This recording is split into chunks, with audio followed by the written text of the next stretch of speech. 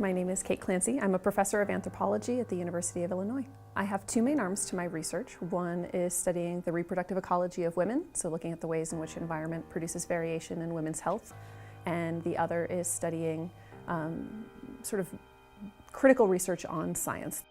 So the research project that I want to highlight today, that where the ILC has actually been instrumental, is my research on sexual harassment and assault in the sciences. Female trainees and also women of color are especially vulnerable to different kinds of harassing behaviors. And this was really important to us to study because there is sort of an open question in science as to why it is that when, if you ask somebody, what are the top 5 scientists that come to mind? You ask a layperson that question, and every single person they name is a man. Maybe they throw in Marie Curie or Jane Goodall if you're lucky, but otherwise every other person they name is a man. And so I was really curious, to what extent is this, an implicit bias that is making us see men as leaders? To what extent does this reflect the total number of men and women in these disciplines? To what extent does this have to do with the culture of science and the way that we're treating people? Could it be that we're just limiting opportunities, and that's why we're not seeing women of color, white women, young women, making it through the pipeline and actually having success in science? First reason, honestly, that I started to study this was because a friend of mine was sexually assaulted while she was in the field. And she went back to her boss after it happened, and he said, I'm really sorry this happened to you, but if you report this and go any further, we're going to lose all that data.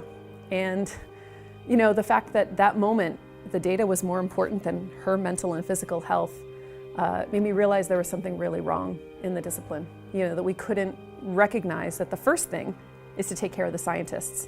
The second thing is to take care of the science. Being an activist has been part of my identity for a really long time.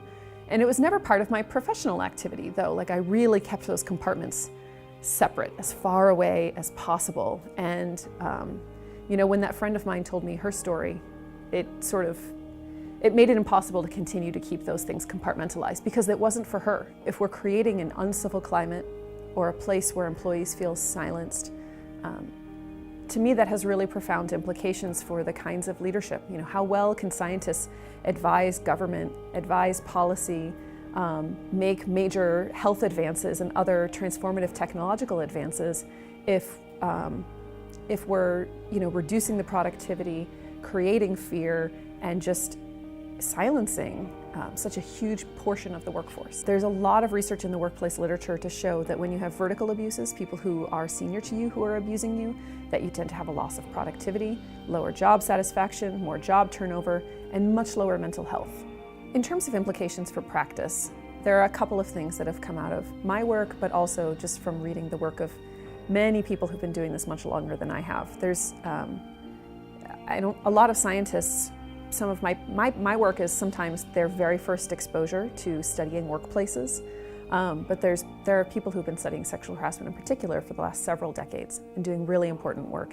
And many of them have already identified some really great implications for how we can intervene and change the way workplace culture works right now. But if you can get people in the door and say, let's have a conversation about respect, that gets everybody talking about management, leadership, interpersonal relationships, how to behave in the workplace, and it can help us lead to culture change. Because at the end of the day, what I think my research shows is not that some piece of paper or a policy is going to solve this problem.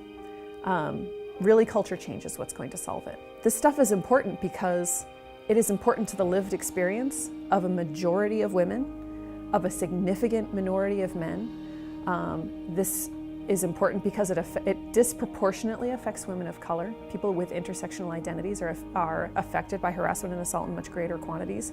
And it's important because at this point, the data is so overwhelming that when you have a diverse and inclusive workforce, you end up with better work.